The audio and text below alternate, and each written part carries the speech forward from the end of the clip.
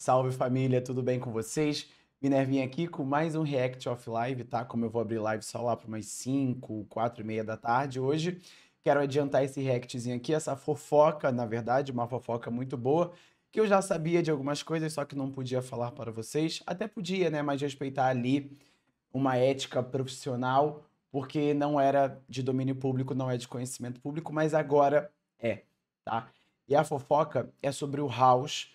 Para eu contextualizar vocês desde o começo, o Depois do Crime hoje recebeu o House e o Titã. E lá o House fala algumas coisas sobre a Kabum e principalmente sobre o Maurang, sobre relacionamentos, postura dele em time. O Maurang, minutos depois, responde o House. Então, tudo muito bacana. Vamos ver aqui o post que a Ilha fez, hein? House falou bastante sobre o que aconteceu com o Maurang na Kabum durante o Depois do Crime. O principal ponto levantado foi a questão de personalidade do jungler, que não combinou com o time. Segundo House, Maurang tinha uma postura individualista e não auxiliava tanto os outros jogadores. Ainda dentro de jogo, o time não conseguia encontrar o equilíbrio nas tomadas de decisões e comunicações. Eu acho que isso daqui que o House disse não é nenhuma mentira para quem acompanhou esse time da Kabum desde o primeiro split desse ano, sabe o quão individualista de fato o Maurang era e principalmente fechado, restrito, resistente a decisões de jogo, dentro de jogo. Uma coisa que me marcou muito foi uma play em que o House estava de Thalia ou de Ahri, não me lembro muito bem, e ele ficava implorando pro Maurang para ele dar engage, para ele ir para cima. Isso até saiu no Depois do Crime. E o Maurang tava resistindo, tava falando não, não, não, não, não. E o House fica puto, simplesmente vai para cima com o respectivo campeão que ele tava, não me lembro exatamente agora, e o Maurang tava de Wukong. Se eu não me engano, nessa mesma play, ele dá ou um double kill ou um triple kill, e depois dessa play, eles snowballam e vencem o jogo. Então, assim, isso daqui não é nenhuma mentira que o House está falando. Para quem acompanha mesmo esse time e viu na escuta e viu alguns dos bastidores em que eu fiz, sabe que isso representa bem o Maurang. Ele não mentiu em absolutamente nada. Mas calma, que tem mais, tá? E durante o Depois do Crime também, o House confirma que Lonely e Maurang não se davam bem no time da Kabum. Isso era uma coisa que eu tinha consciência, né? Tanto é que o Lonely desce para o Academy, enquanto o Maurang está lá. Vamos, inclusive, confirmar isso daqui. Wikipedia, Kabum Sport. Match History, aqui está. Lonely e Maurang, split 1. No segundo split, já começa apenas o Maurang e não o Lonely. E depois, quando o Lonely sobe, né, ele volta para o CBLOL, já é sem o Maurang.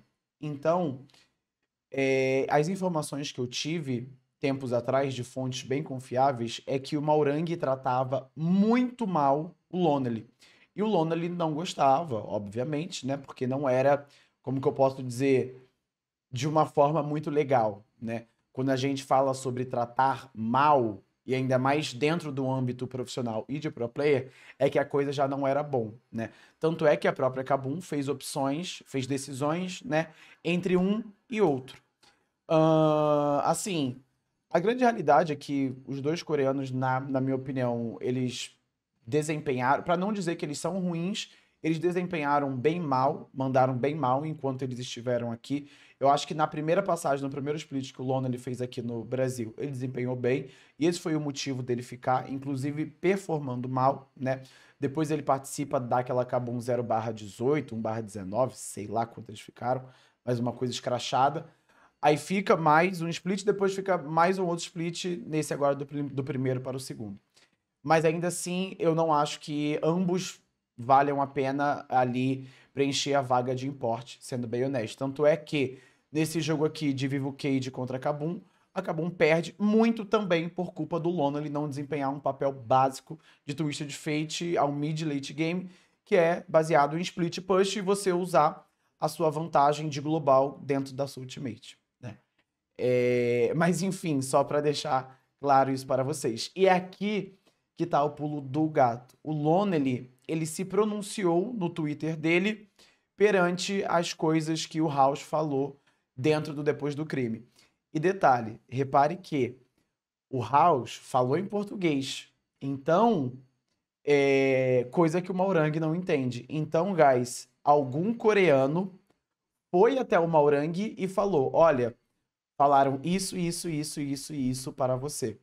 E eu acho isso muito bacana, entre algumas aspas, né? Porque tem um coreano, filha da puta, que ele entende inglês, não necessariamente filha da puta, mas que gosta do caos, que ele entende inglês, entende português, entende coreano, e ele faz essa ponte, porque as coisas aconteceram muito rápida. Ele postou há 52 minutos atrás, e o Depois do Crime começa meio-dia e meia, eles devem ter entrado nesse assunto uma e pouquinha, e às 2 horas ele já postou. Naquela época em que eu fui para, há tempos atrás, né, em que eu fui para um podcast falar de mal de um coreano da Top Laner, fizeram uma fofoca para ele também. Na época foi uma tradutora que foi até esse coreano top laner que gostava muito de dormir, principalmente durante as competições, e falou para ele: olha, o Minerva disse isso, isso, isso e isso sobre você. Talvez essa mesma pessoa tenha feito isso, não sei. Ela se afastou do cenário de League of Legends até onde eu sei. Ela tá num cenário de romance aí pelo Twitter agora, né? Mas enfim, teve um cara, um agente do caos que foi lá e traduziu, tá?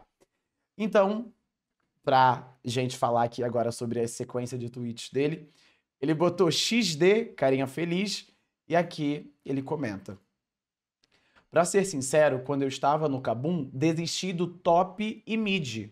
Ou seja, ele deixa claro a parada dele com o Lonely. E eu acho que essa desistência da mid laner foi resistência do próprio Maurang perante ao estilo de jogo do House. Porque o House, ele é doente. Ele é um jogador doente num bom sentido, tá? Ele é aquele jogador que ele gosta de ir pra cima, ele gosta de buscar play. Ele é um jogador bom mecanicamente. Jogadores bons mecanicamente, o que acompanha eles é agressividade. Talvez agressividade excessiva, que é o caso do Titã, por exemplo. Claro que dentro desse perfil de jogadores bons mecanicamente, existirá um Root, né? Que é bom, mas é ali mais sólido, mais safe. Enfim, continuemos. Desistir do top e mid. Foi uma pena, concordo. Mas nos últimos 6 meses, quando Ares fez algumas avaliações sobre eles, não resolveu o problema. E eu senti. Aí, voltando aqui, mas nos últimos 6 meses, quando Ares fez algumas avaliações sobre eles, não resolveu o problema. E eu senti que eles nem estavam tentando consertar isso, e depois disso, eles disseram que eu quero sua avaliação, não um treinador, então eu só sinto muito pelos nossos fãs.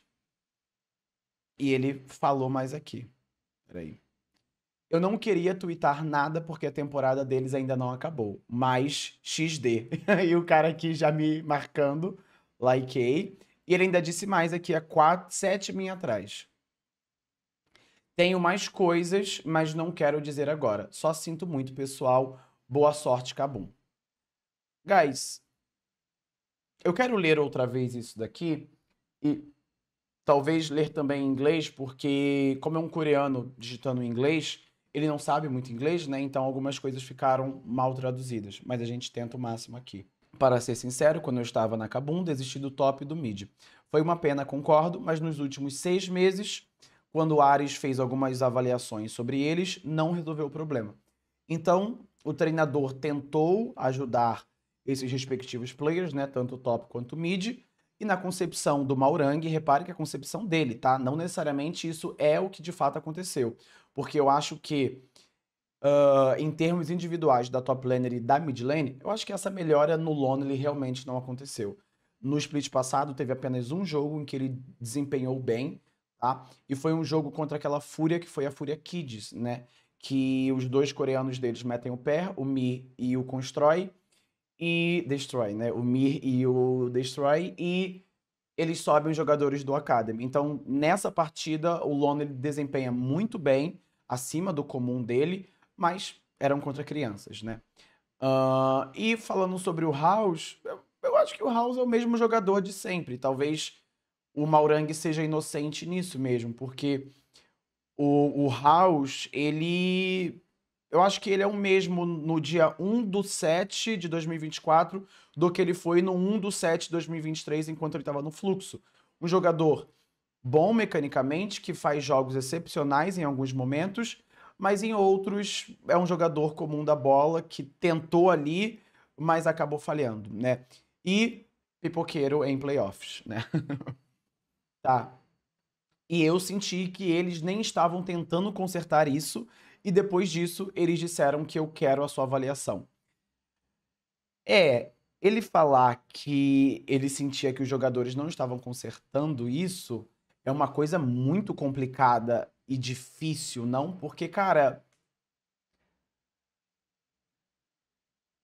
ai, para um jogador falar isso é uma coisa complicada. Dentro do próprio bastidor da Kabum, o Maurang, ele é o jogador a falar, cara, eu tô nervoso com todos vocês, porque eu não vejo vocês putos uns com os outros, eu não vejo vocês querendo, eu não vejo vocês pra cima, tá ligado? Ele falou isso. Então, eu acho que isso daqui é o Maurang falando com a alma dele, tá? O que ele realmente sente. Claro, da concepção dele, pode ser que nem tudo que ele esteja dizendo aqui seja verdade, mas eu sinto que é realmente isso que ele está falando. Porque quando você rebobina a fita, isso é realmente verdade. Ele já falou isso outras vezes. Não um treinador. Então eu só sinto muito pelos nossos fãs.